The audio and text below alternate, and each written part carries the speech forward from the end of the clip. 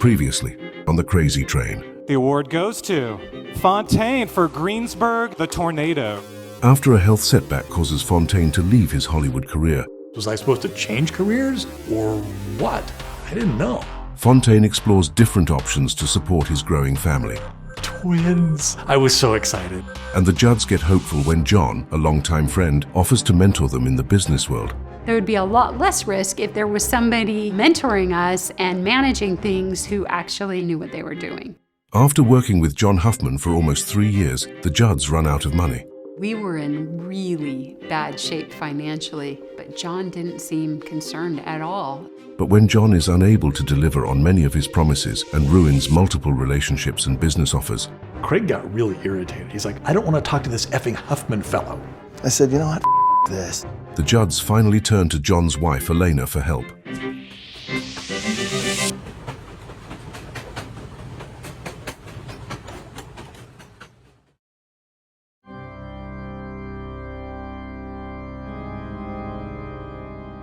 The previous year, when the Judds expressed concerns about their financial situation, John Huffman promised them that he and his wife would personally invest in their company.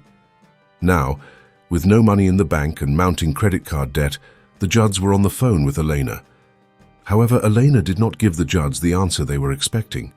She said, "We don't have money to help you guys out." And I thought, okay, well, maybe she's being modest.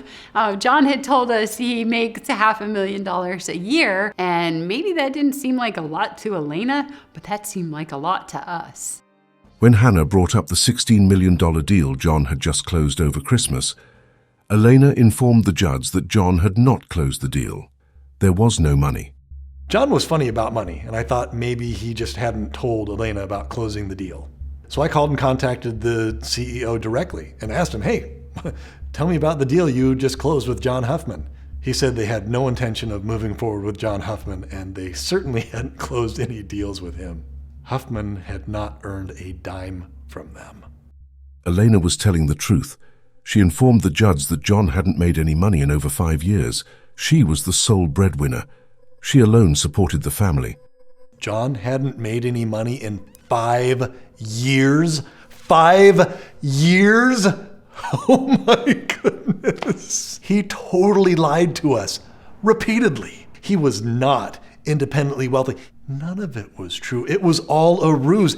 It was all a lie. The Judds now found themselves in a desperate situation. What were we going to do? What in the world were we going to do? We had made so many decisions based off of John's promises and claims, and none of it was true. This was supposed to be our business and our income as I transitioned away from Hollywood, and now it was falling through. Not only was it not making any money, but John had ruined all my contacts in LA, in Sacramento, and even in the Bay Area. Like, what in the world were we going to do?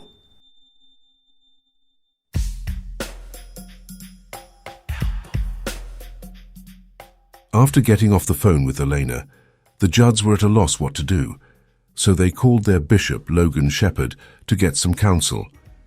In the Church of Jesus Christ of Latter-day Saints, a bishop is similar to the pastor of a congregation.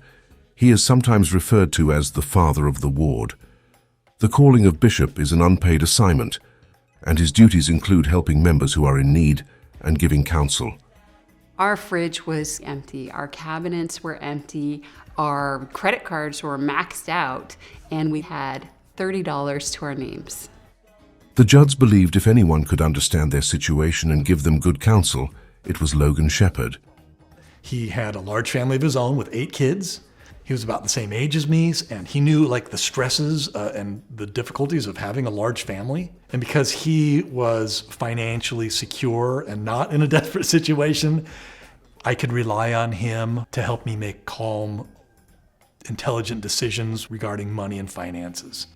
Bishop Sheppard came over to the Judds' home and reassured them that everything was going to be okay.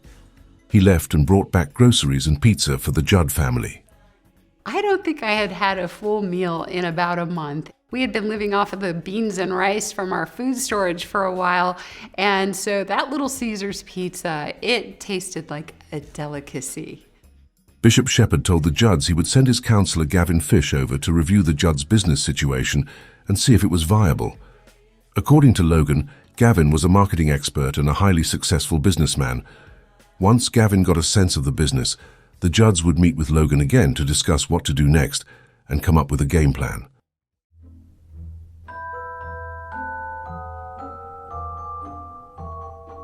The very next day, Logan Sheppard sent his first counselor Gavin to meet with the Judds, and they showed him their product like the bishop had requested. We showed him what we had, what we were hoping to accomplish, what we'd been working on with John for the past 3 years, and what the numbers looked like. We had the financial projections from Alaina's father, Gary, and Gavin looked at all of it and he seemed to really like it. He was extremely positive, and he said, "Oh, this is definitely viable. You guys should start selling your product immediately." Gavin told the Judds he was willing to lend a hand. He could help them market their product and quickly get them back on their feet. He assured the Judds that other members of the congregation would be more than willing to assist as well.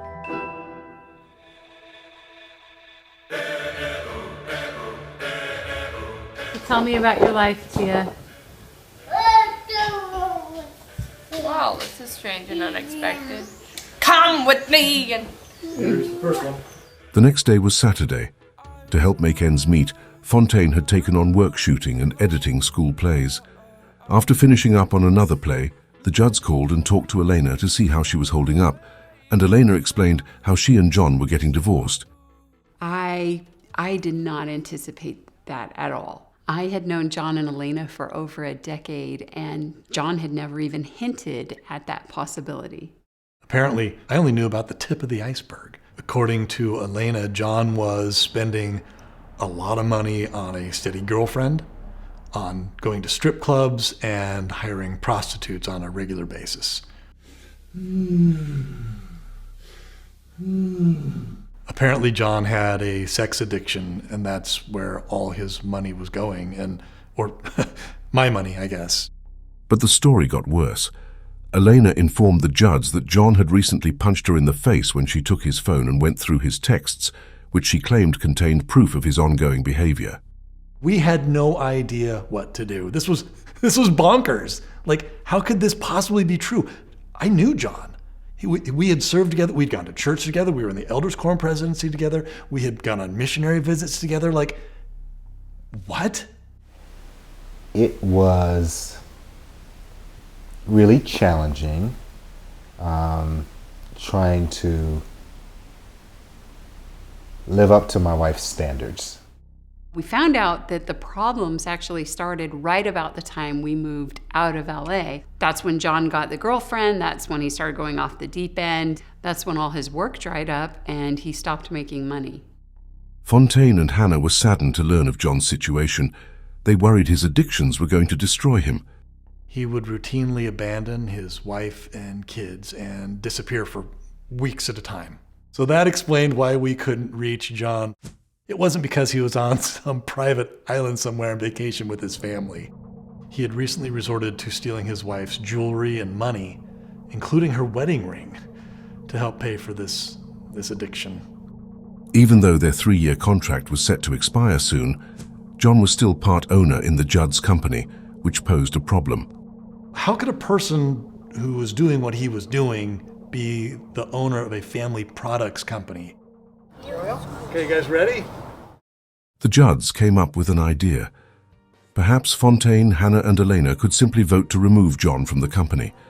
But they were disappointed to learn that neither Alaina nor Hannah were on the company charter like they thought. It was just John and Fontaine, who each owned half.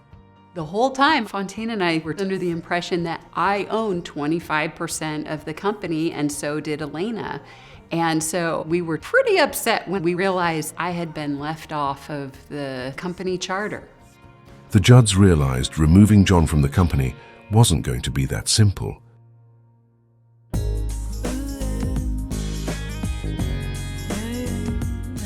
On Sunday, the Judds met with Bishop Sheppard after church.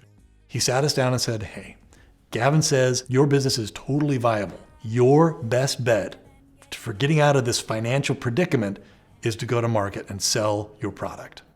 We didn't think our product was even close to being ready, but Gavin Fish said, no, don't overthink it. Just sell what you have now and improve as you go.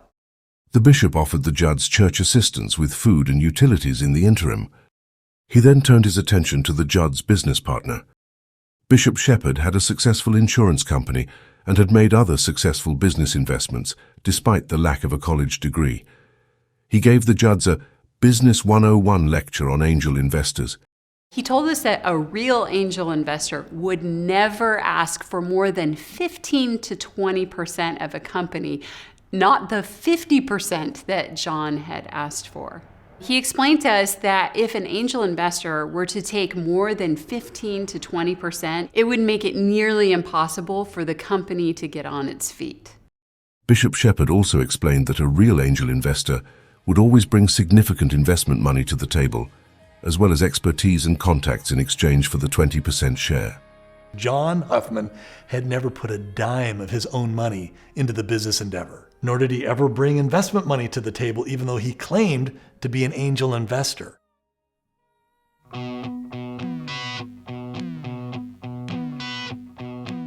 On Monday, Gavin Fish asked to meet with the Judds again. It had been a mere 3 days since their last meeting. To their surprise, he told them he had already raised enough money to do a marketing campaign. We didn't ask Gavin to do that, and it started making me feel very anxious. We didn't have a contract with Gavin, and we still had a contract with John. We weren't ready to jump into a new business relationship when we weren't even out of the last messy disaster of one. That night, the Judds talked to John Huffman about changing the company charter, but Huffman wouldn't budge. He didn't want to lose his 50%. Fontaine spoke with his friend, Joe Pier. Joe was one of the stars of Fontaine's kung fu spoof Rumble in the Colony back in his college days, and was now a corporate lawyer specializing in intellectual property. Joe said we were in a really good position because John had broken his fiduciary agreement to the company and should step down. He said the best way forward was to dissolve the company and start over with our product. He told us what to say to Huffman and what to do, and to simply let John know that we didn't have the money to continue the relationship, and leave it at that. Don't poke the bear.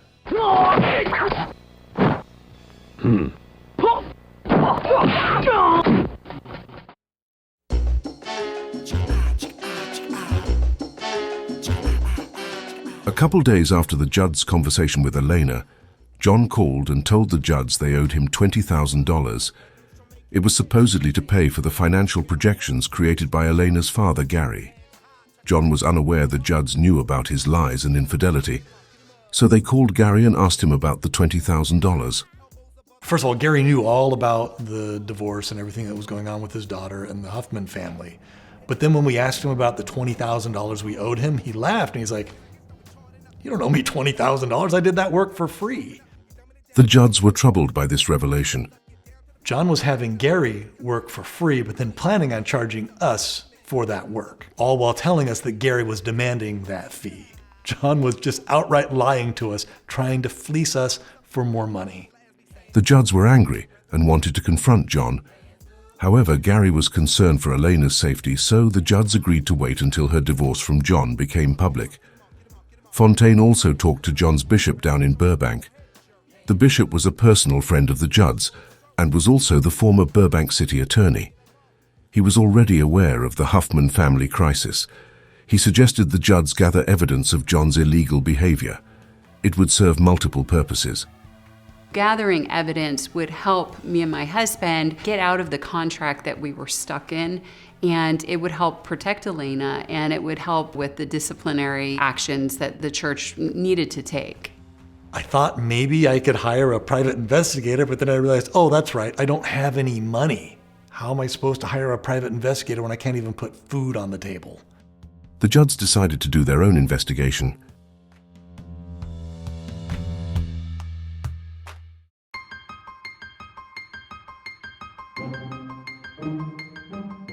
Hannah and Fontaine got on the phone and started calling everyone they knew who had worked with John. We talked to close to a dozen associates or clients of John. He had taken their money and made them promises that he couldn't keep, and he left them in the lurch just like us. The more the Judds found out, the more suspect John's business practices became. We began to get worried about other people who were getting duped by him. They had families, they had kids, they had houses, they had careers. Now that we knew what John was up to, we felt an obligation to tell them. The Judds explained that John was not being honest. He was misrepresenting himself as an angel investor. He had no money, and he was trying to defraud people. But several associates refused to believe it. We tried calling Benson Gardner 3 times to warn him and tell him, hey, John Huffman is not being honest. And Benson Gardner would not believe us. So finally I said, hey, look, Benson, back in December, John closed a $16 million deal. And Benson said, oh yeah, I know about that. I said, I happen to know for a fact that he's lying. He didn't close that deal. But let's pretend I'm wrong, that John's telling you the truth. He closed that $16 million deal. Where's your 1%?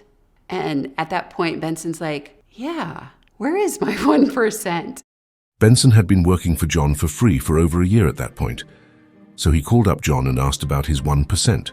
John's immediate response was, I don't owe you anything. Go read your contract. And so Benson reread his contract and realized that basically the contract said, you're gonna work for free. I own anything you come up with, and I may or may not pay you 1%. That's when Benson finally realized that we were telling the truth.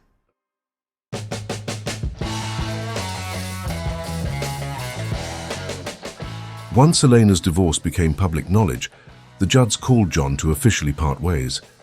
However, the phone call did not go as they expected. Hello, John. How are you? Okay, what's up?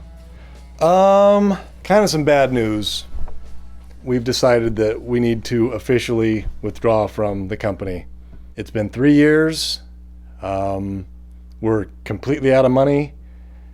And really, we probably should have pulled the plug last year when we ran out of money.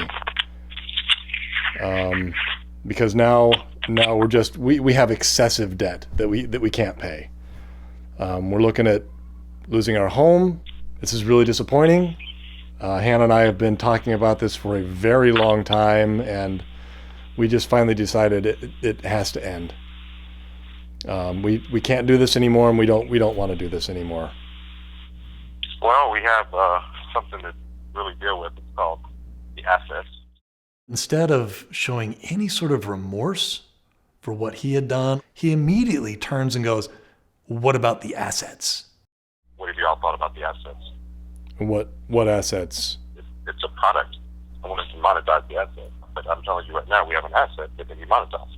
And the intention is to monetize the asset. I appreciate that, but it's been 3 years and we can't work for free anymore. Fontaine knew there were no assets because they had never actually developed their product. The only items they had produced were materials for investor pitches. He said, I want to monetize the assets, so give them to me. If you wanted to monetize the assets, why didn't you do it for the past 3 years? I am withdrawing from the company, and I would appreciate it if you would do the same. That's not a problem. And we dissolve I cannot Fontaine do that LLC. until I deal with the monetizing the asset. I need to understand that. So if you're trying to have an adult conversation about business, I'm willing to do that.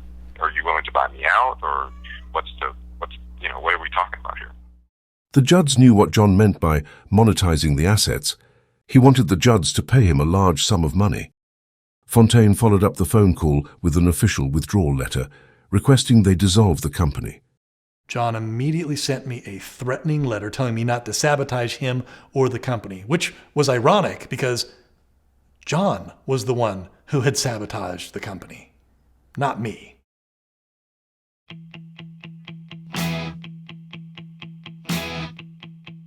When John learned that the Judds were calling his clients and discovering his lies, he got angry. All the facade came crashing down. He was no longer polite or cordial. He threatened to sue me, claiming our company was worth all this money. And I had to laugh. I'm like, our company wasn't worth anything. John put the valuation of the company at $500,000 and claimed the Judds owed him half, or $250,000. Hannah noticed the amount John was requesting matched exactly the amount of equity the Judds had in their home, and she made a disconcerting realization. Ever since John came and visited our home, he wanted it. He knew we had equity in our house, and he knew how much, and he had been trying to access it for years. John sent the Judds an email where he admitted to going to strip clubs and committing adultery. He then blamed the Judds for his actions, which the Judds found ridiculous. John then made specific mention of the Judds' interactions with CPS, and also claimed to have a long list of Alaina's indiscretions. I kind of got the sense that he was trying to blackmail us into not saying anything, and Alaina as well, which made me wonder if he did this with all his clients, get dirt on them to use against them when they found out about his scheme. Benson Garner was terrified of John coming after him, and he was actively encouraging us to pay John off, like $250,000 to get him off our back. And I'm like, no, I'm not giving that guy a dime. He's a crook. It smells like cow. Up to that point, the Judds had made a lot of excuses and exceptions for John. I had, felt bad for him. Oh, maybe he's from a rough background or this or that. And maybe John was just in a desperate situation where he was having to rob Peter to pay Paul. The Judds believed they now had an accurate picture of who John Huffman was and what he was doing. Oh, that went down. You felt that? Yeah. It wasn't an accident or a mistake. He was purposely trying to defraud people. And that's when the sympathy went out the window. He didn't care about us one bit. He didn't care that we were going to lose our home. He didn't care that we couldn't feed our children. He didn't care that he had destroyed all our business relationships and possibility of making money, from Pilgrim to PayPal to Big Table Media. It became very clear to me all he cared about was John Huffman.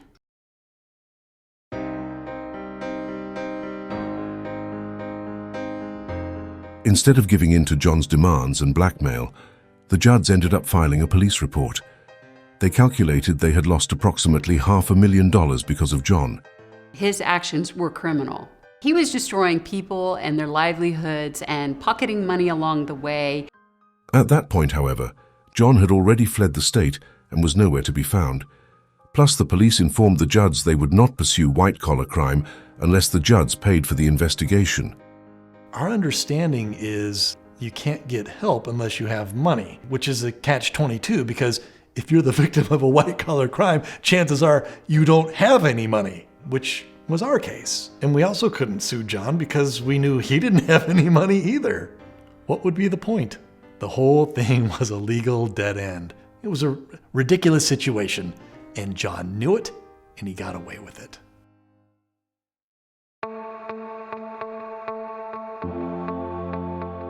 I remember is the story about my great-grandfather who he would get dressed up, he would carry a briefcase,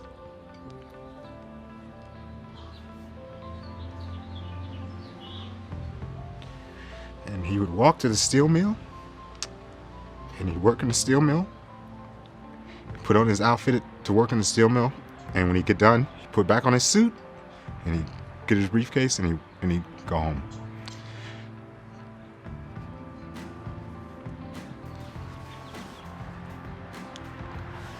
And I can relate to that. I can relate to wanting to succeed, wanting to contribute, wanting to provide, and wanting to do it with dignity. He was so likable and so charismatic. And he was always dressed to the nines, and he drove this really nice Mercedes, this $80,000 sleek jet black Mercedes, and he'd pick you up in it and drive you around, and he seemed legit, and it was really hard to digest that he was a complete fraud. In the weeks and months that followed, the Judds finally started to accept the fact that John Huffman was a sophisticated scam artist. As they reviewed the past 3 years of working with him, the Judds counted at least 10 clever tactics John would routinely use to deceive others. John's first deceptive tactic was to build people up to seem bigger than life. He would grossly exaggerate their experience, their competence, or notoriety. Part of it was to flatter the person, but the other part was to make John seem more powerful, important, and well-connected. He would tell people I was the top reality TV editor in Hollywood and make it seem like I was the best of the best. Fontaine was a professional editor who had steady work and had even won some awards, but he was not the prodigy John portrayed him to be. When we were on our way to meet Arnold Peter, the entertainment lawyer, for the first time, John bragged to us about how important Arnold Peter was. He had just bought half of Bollywood, the Indian film market. He represented important clients like the Kardashians. Mr. Peters was a billionaire, yet he just worked in a humble little office in Beverly Hills. Mr. Peters was in fact a successful lawyer, but he did not own half of Bollywood, nor was he a billionaire. As for the Kardashians, he had once represented a lesser-known Kardashian who was suing the more famous ones. And then there was Benson Garner, who John told us was the top business analyst in the United States and highly sought after. We were lucky to have him on our team. Benson was actually an adjunct professor out of Arizona who was starting a consulting business and at the time was just beginning his career. But John made him sound like he had the experience of Warren Buffett. John also built himself up, claiming he was an angel investor, even though he had no money and did not qualify as one. I remember calling him out on it, and the next email I got from him, he had changed his email signature where he removed the angel investor tag. John's second deceptive tactic was he would routinely claim to be working with successful, legitimate people in an attempt to make himself seem legitimate. Arnold Peter, Alaina Huffman, the Marriotts, Vanilla Ice, Magic Johnson, Ellen DeGeneres, Oprah Winfrey. Dr. Dre would supposedly sleep on John's couch. The list just went on and on.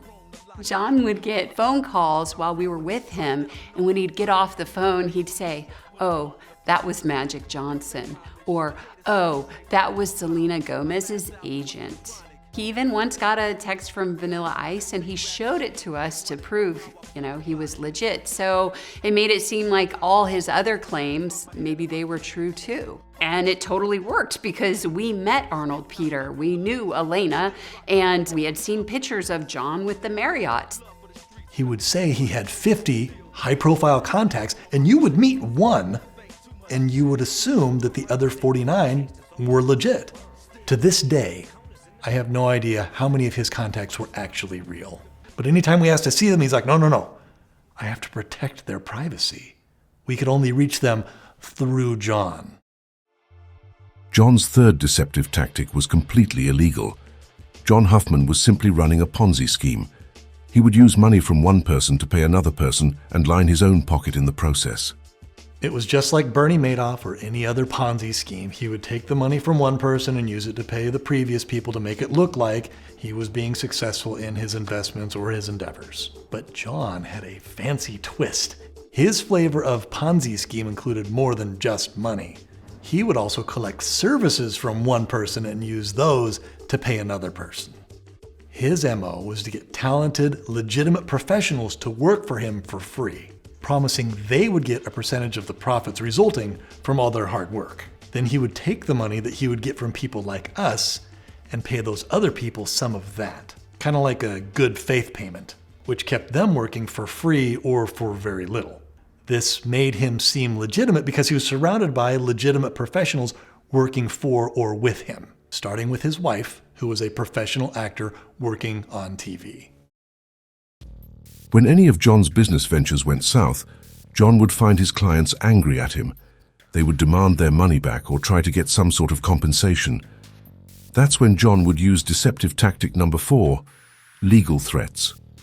Everyone we talked to said John would threaten to sue them as soon as they wanted to stop the relationship with him. I thought we were unique, but no, he did it to everyone. And you believed it too, because you had met some of these high-powered lawyers who were supposedly working with John. So you were scared he would make good on his promise. One client paid him off $40,000 so he wouldn't sue her. It was just another manipulative tactic to make sure he got away with what he was doing.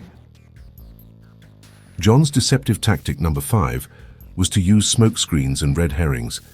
If there was ever a problem that reflected badly on John, he would routinely use misdirection and manipulation to change the focus from himself to something else. John always seemed to have a good reason for what he was doing and why, even if it didn't make logical sense, even if it contradicted a previous statement or a previous action. But in the rare instance when he would get caught, he would immediately go on the offensive. I say you do this, you do it, and you do it exactly the way I want you to do it, and if you don't do it exactly the way I want you to do it, you're going to know that I'm very upset. He would throw a tantrum and get all sorts of aggressive and accusatory. He would bring up your past shortcomings, your failures, and really go into attack mode. Chop, chop, zip, zip, very little encouragement, that's just the way it was. Turn all the attention on you, and suddenly you'd find yourself on the defensive. John Huffman's sixth deceptive tactic was to make himself seem indispensable on the business front. He made himself seem gifted at business and made his clients feel ignorant and incapable. Ever since working with John, my confidence had been in the toilet, because he would build me up and tell me how great I was and amazing at the stuff that I was creating was, and then totally destroy me by saying how disappointed he was that I couldn't get my friends and family to invest in the business. What's wrong with me? And then he would blame my wife for the reason that no one would invest in our company. And it was all to make him the solution to our woes. He was the savior to our problems. We felt like we needed John Huffman. We couldn't do it without him. John's seventh deceptive tactic was to keep the Judds incredibly busy. That way they would be distracted from John's lack of contribution. We were always doing assignments for John, but the assignments were never to develop our product or to build our company. They were always to help us get investment money. And it would be for big companies like Target or PayPal or Google, which made us think it was going to be big. It was always the next assignment that was going to bring in the money. It was a building and building and building and building. John led his clients to believe he could get investment money, but when he was unable to deliver, he would give them time-consuming assignments. That way it would seem like they were the cause of the delays, not John. John's eighth deceptive tactic was to frequently misrepresent his contributions to the team or the project. I remember discussing with him at one point how much work I did and how little work he was doing. I was putting in 60 to 80 hours per week, and I was quite certain there were time periods where he wasn't doing anything for the business. It didn't seem even. And his response was, his time was worth way more than my time.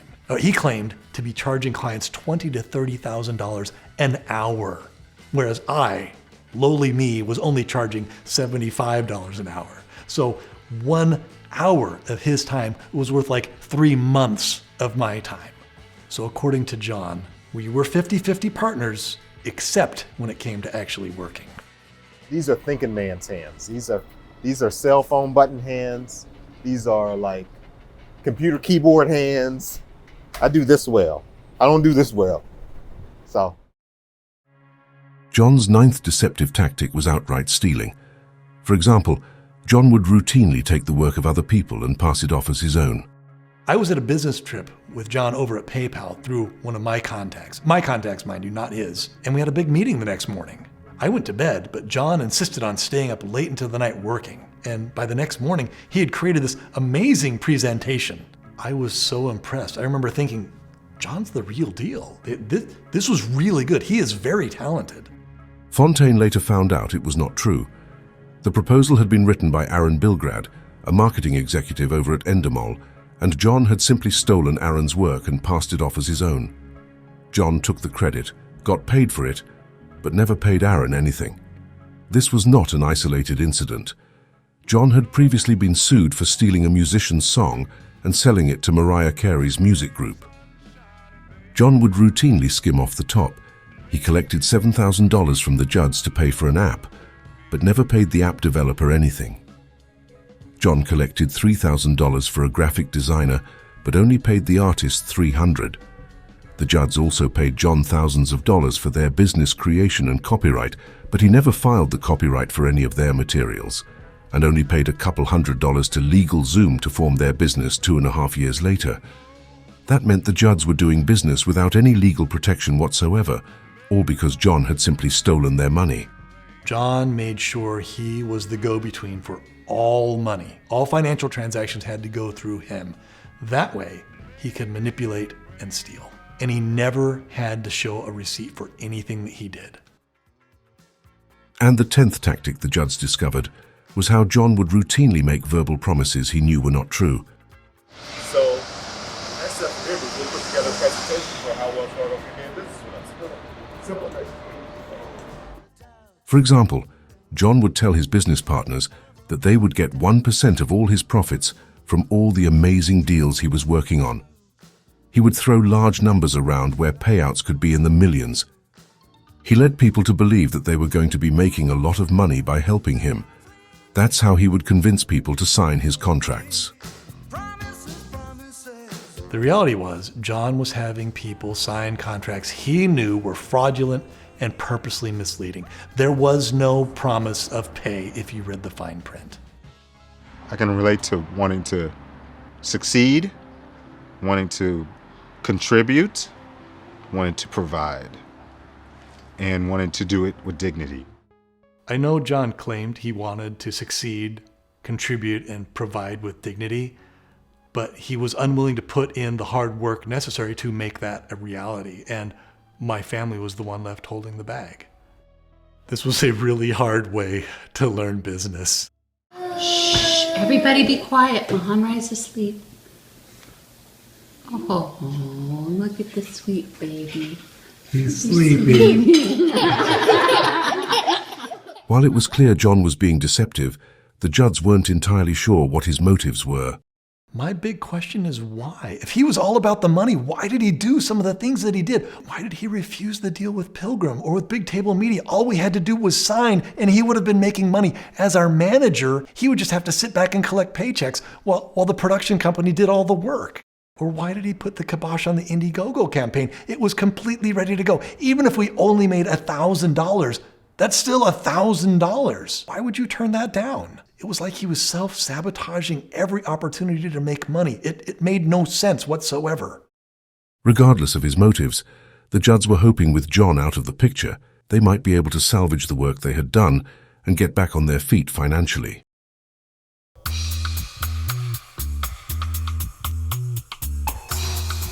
On Wednesday, March 30th, Gavin Fish asked to meet with the Judds again. It had been a mere 6 days since they learned about John Huffman's affair and pending divorce. Based on these numbers, in order to get 30 sales per month, you need 15.8 million people to see your ad. Bishop Sheppard told us that Gavin Fish was making $20,000 a month. He was basically, independently wealthy. And he was an incredibly successful businessman who'd gone into marketing or something like that. I remember thinking, is this the same Gavin Fish I know? Fontaine knew Gavin had not gone to college, had recently lost everything gambling in the housing market, and was being supported by his wife who was working as a fitness instructor. Fontaine was not sure what to think. I had gone to school with him in high school, and he never really applied himself. But maybe his luck had just changed? Say that one more time. I'm going to give this to you, okay? But based on these numbers... This is for the Judd Family News. Fontaine wanted to move forward with Gavin, but Hannah wanted to slow things down a bit. She wasn't sure what Gavin wanted or what their relationship was. She also didn't know where he had gotten the investment money. Gavin told us he had gathered money from people in our ward, and he said that the people in the Orangevale ward had deep pockets and that they were very generous. Yeah, and Mormons are perfect for this. He never told us how much he got or from whom. He just said he got money, but we never saw any of it. There can only be so many dentists and chiropractors within the Mormon church. The rest of us really, really have to work. It wasn't clear to me if Gavin was helping us for free because he was a leader at church or if he was expecting something in return. So I wanted to clarify expectations before things went any further. The next time Gavin asked to come over, the Judds asked him what he was expecting in return for his help. To their surprise, he said he was willing to guide them and give his expertise in exchange for half of their company. What will you give me? Kind of expecting things like 50%. That was an immediate red flag because we had just talked to Bishop Sheppard, who had explained to us that this sort of agreement was not how legitimate business worked. Plus, that's how much John Huffman wanted, and we had just left that party. 50% was not a good deal.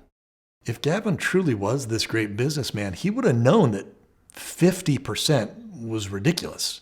Plus, he wasn't bringing anything to the table. No money, no product, just his expertise, supposedly.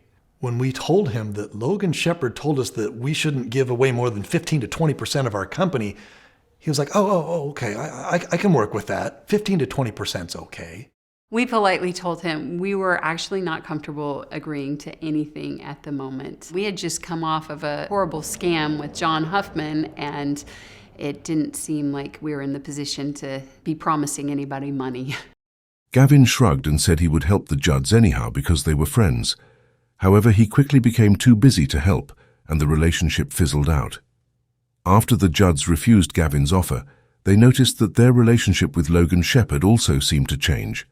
We don't know what Gavin told Logan Sheppard after that. All we know is that Logan Sheppard never treated us the same again. Overnight, his opinion of us changed, and we didn't know why. He originally sent Gavin as a member of the bishopric to help out and to report back to him. I don't think Bishop Sheppard had any idea that Gavin Fish was trying to take half of our company. That's a vulture. Scary. Why is there a vulture? I don't know.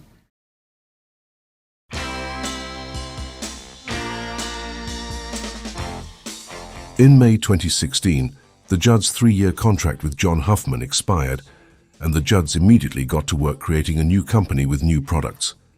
It was actually kind of nice because our previous business endeavor was not actually in the direction or in the style that we wanted to go. And I think it's because John didn't understand the product. Even the name of the previous product was not something we liked. So starting over would give us the chance to do what we really wanted. The Judds just needed a new name. Hannah came up with the name Moneypants, which, we used to call our oldest son Captain Moneypants because he was so good with money. So I guess it kind of made sense to call our product that because we would be teaching kids how to budget and manage money. I didn't actually like the name at first, but it was so much better than Kids Love to Work because it better matched our sense of humor, but also what our product was about. And that is how it's done. Fontaine's routine then became wake up at 5:30 and go teach early morning seminary, get home around 8, apply for jobs for a few hours, and then spend the remainder of the day creating materials to develop Moneypants. We didn't really know what we were doing business-wise, but we knew that the product we were trying to create had value because the concept was good. Moving Dad's office desk back home. The Judds continued to try to get investment money as well as a loan on their house, but all their efforts kept falling through.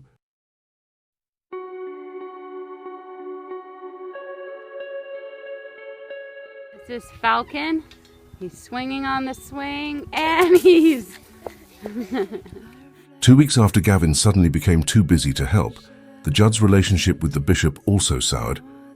That's when Hannah was abruptly released from her calling as primary president. The release felt wrong. I was told it was because I was having a baby, and it was the bishop's policy to release any women that were about to have a baby, but that didn't make sense because a good friend of mine was also having a baby, and she did not get released. There was amazing stuff happening in primary. We had implemented a program to try to motivate the kids in primary to read their scriptures, and it was working. Many of the children had started reading their scriptures on their own. Immediately following her release, the unpopular safety measures Hannah had implemented were discarded. The next week, and I was at church, that nagging anxiety came back that I had felt the year previous, that my kids were not safe at church, and I couldn't shake it.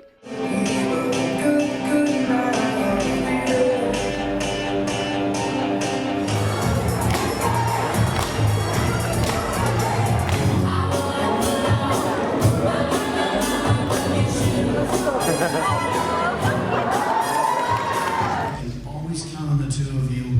I deeply appreciate your ability to get along with everybody. Please recognize Ruby Judd and Jessica Clark.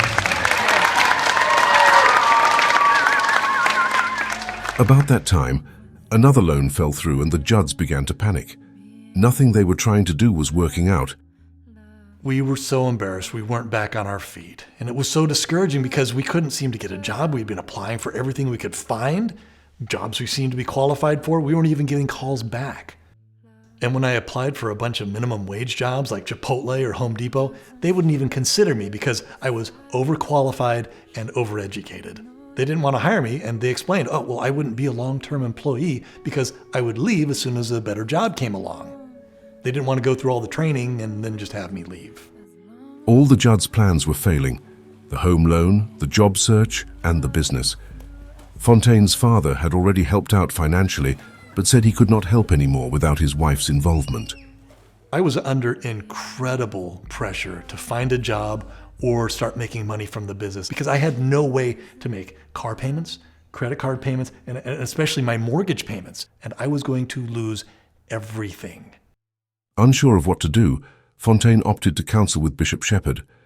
He hoped the bishop could give business advice, job leads, or at the very least, review Fontaine's finances and help come up with a game plan. Instead, Bishop Sheppard told Fontaine he had nothing. No advice, no counsel. He was just drawing a blank. Also, everybody around us kind of is acting like we're gonna fail. I've been getting a lot of "you're going to fail" vibe. Yeah, from, no offense, but from the bishop, from my dad. So why are you here today?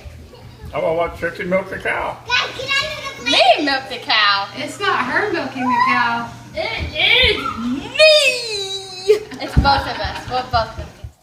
Although he had no advice, Bishop Sheppard did offer church assistance. Why don't you have a milking stool? He explained the church could help with food, rent, and utilities. There was one caveat, however. The bishop emphasized to the Judds that the church would not help with mortgages. He said the Judds' home was a lifestyle, not a necessity, and the church did not support lifestyles.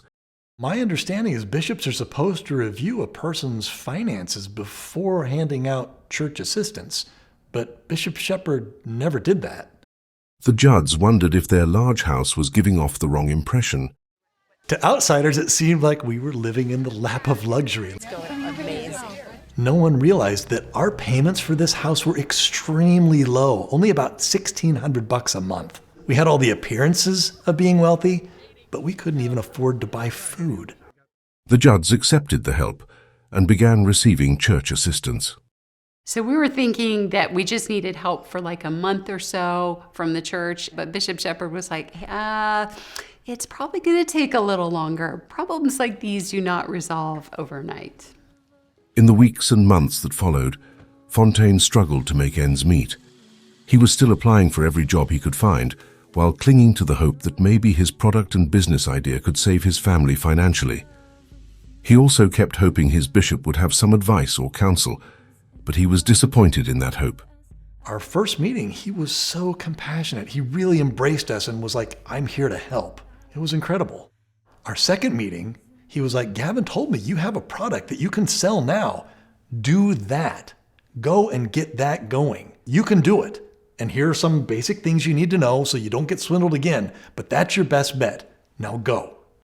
But then, when we didn't agree to Gavin's terms and to give him half our company, every meeting with Logan Sheppard after that was really dour. If we would ask him for guidance or anything, he would say, I got nothing. The Judds wondered if they had somehow offended the bishop. Maybe the bishop thought we were bad people. Only bad things happen to bad people. So this is my help crew. They're all excited that we're going to have a baby today or tonight. And so they're helping me deep clean my room. Look at that. There was one bright spot during the turmoil, however. On June 28th, the Judds welcomed a new baby boy into their family. He was healthy and blonde and had very long toes. The Judds named him Laconius Q, the silverback. He has opposable toes. It's great. So excited. Never ceases to amaze me how painful it is to have a baby.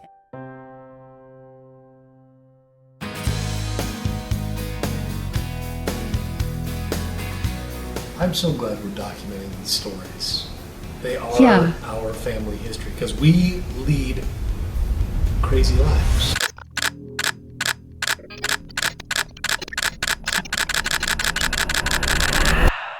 Yeah, but why? I don't know. I don't know why we lead such crazy lives. But honey, is this what our lives are going to be like for the rest of our life? Or is it going to stop now? Oh yeah, I'm sure it'll calm down now that we have 12 children. After 6 months of being on church welfare, the Judds' financial situation had not improved. Say thank you, Grandma Joan. Thank you, Grandma Joan. Thank you, Grandma Joan. We went from having zero debt, including owning our house free and clear, and having tens of thousands of dollars in savings, to having no money, no savings, possibly losing our home and our one working car, and having $80,000 of high-interest credit card debt. I don't even care about that. Why are we videotaping it and keeping it? Nobody cares! And nobody's gonna even watch this and think, oh, that sounds like a real tough situation. And then I think, why do they put this in here? Then in August of 2016, the Judds got a notice that the bank had started foreclosure proceedings. The situation kept getting worse, but I kept telling my kids, it'll work out, it always does. Some of them I do, and I'm a use them, and I'm a human, but I gotta get it through to you that I'm a superhuman innovator made of rubber so that anything you say is ricocheting off of me, it'll glue to you, and never say to them, never demonstrating how to give a motherfucking audience feel like it's levitating, never fading, and all that the hits are forever away. For the day that they can say I fell off, they be celebrating, because I know the way to keep them motivated. I make elevating music, you make elevator music. Even though the Judds kept assuring their kids that it was all going to work out, their oldest daughter Tia no longer believed it. And that's when the real trouble began.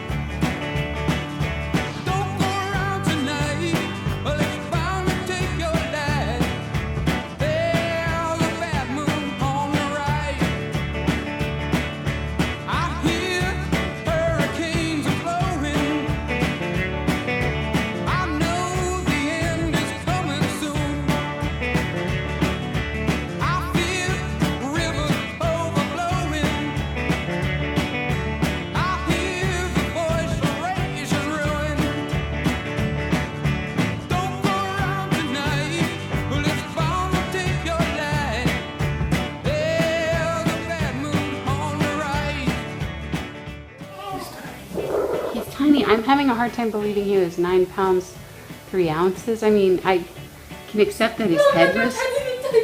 Oh. You're naming your child after a primate. Why would you want to do that? Oh, but it's not like a chimpanzee. Chimpanzees are like freaky.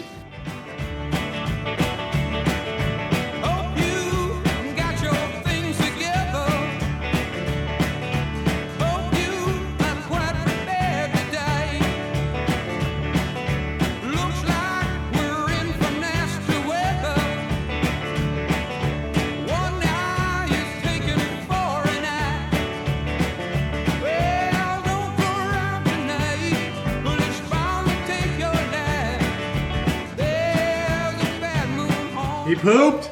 Hey, all right. In the toilet? Hey, even better. That's even better.